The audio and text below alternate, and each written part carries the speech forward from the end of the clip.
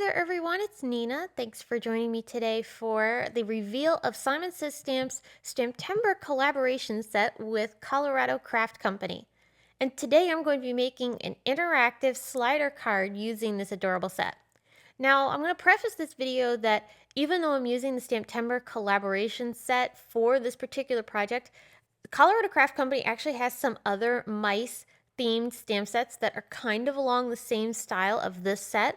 And so if you miss out on the STAMPtember exclusive, you could, in theory, make a similar card like I'm going to be doing here with a different Colorado Craft Company set. So just keep that in mind.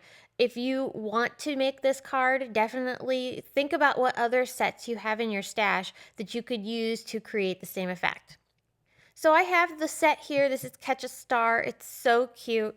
And I'm going to go ahead and start by stamping these images out onto some Hammermill white cardstock.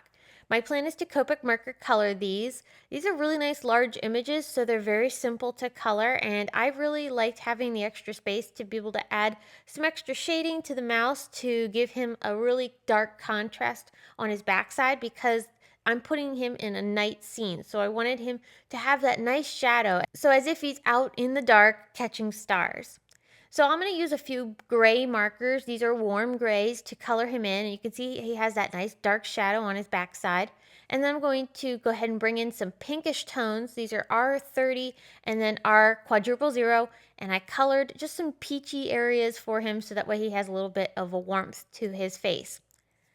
For the net, I just want to make sure I use some blue markers that kind of mimic the same lighter tones in my sky because, of course, the net would technically be see-through, so you wouldn't be seeing any particular color behind the actual net.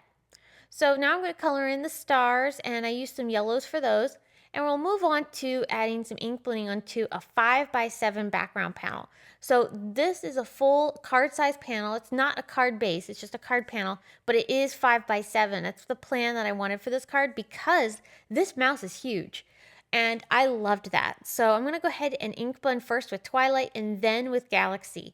And I created this very deep, rich blue sky that's going to look spectacular behind our mouse.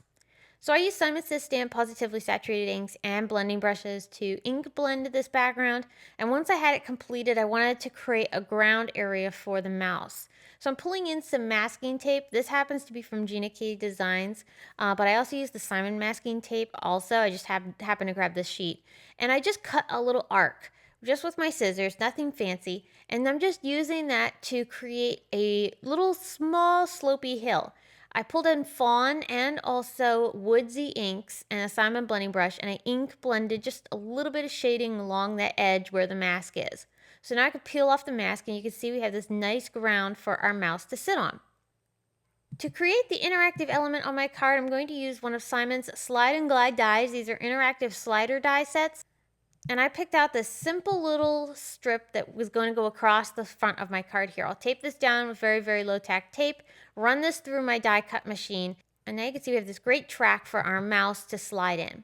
Now, I would have recommended that you put the slider mechanism into your track now before it's actually attaching the card panel onto your card base. I forgot to do so. So I'm going to actually end up doing it after the fact, which isn't very easy, but I did manage to get it tucked in there.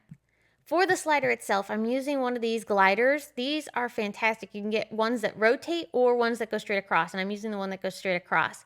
So I'll stick that into my track, and you can see I also covered the back side of the track with the leftover little piece that had gotten cut out, the negative area. And that just fills it in and fills in the sky. I attached my mouse with some foam tape. Now he's very top heavy, and so because of that, he's actually going to be something that you're going to pull, not that you're going to actually tip the card back and forth in order to get him to move. Because of that, I wanted to create a tab that I could use to pull him across. Now meanwhile, I'm gluing all the stars that I had colored, along with some star confetti pieces that I had. These are some cute little silver stars that are going to look perfect in between our colored ones. All right, so remember I was talking about that pull tab.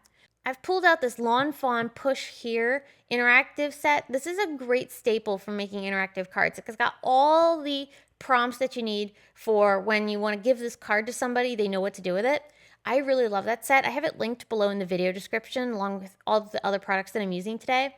but I just put that slide me onto this little banner, rounded banner strip, and I attached it to the back side of my mouse. And that's how easy it was to get this to slide across.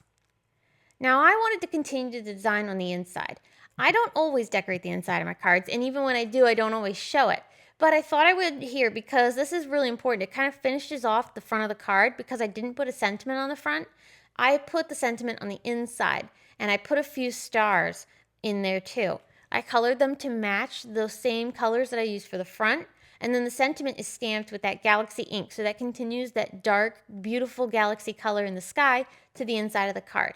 So when the recipient gets it, they can slide this cute little mouse across the card and then open it up to reveal the beautiful greeting. So that is the interactive slider card that I made using this Simon Says Stamp and Colorado Craft STAMPtember Exclusive. I love this set, and I also loved how this card turned out. So don't forget that if you do like this set and you want to make a card just like it, and the STAMPtember collaboration set happens to sell out, there are other stamps and dies that Colorado Craft Company has that would be perfect for making a card very similar to this. And you might also have some other stuff in your stash from other companies that would work just as well for making something very similar. So keep your mind open. Hopefully the idea that I've used here is helpful for you in creating a really fun interactive card. Thanks so much for joining in today and watching this video. I hope it was inspiring, and I hope you subscribe if you haven't already done so. Until I see you again, I hope you have a fabulous day, and thanks for watching.